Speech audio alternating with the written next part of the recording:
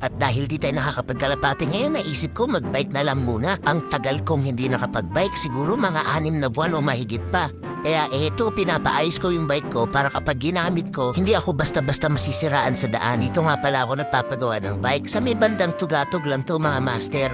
Dito to sa Nestle Bike Shop. Hanapin niyo si Kuya Gilbert.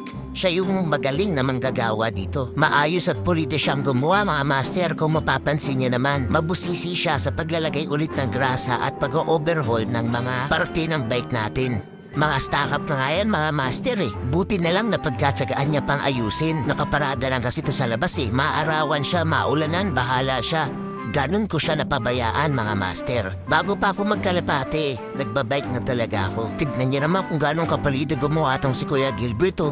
Pupunasan niya pa yan isa-isa para siguradong maayos. Ayan, kinakabit na yung gulong ko sa likod. Palapit ang matapos to at susubukan na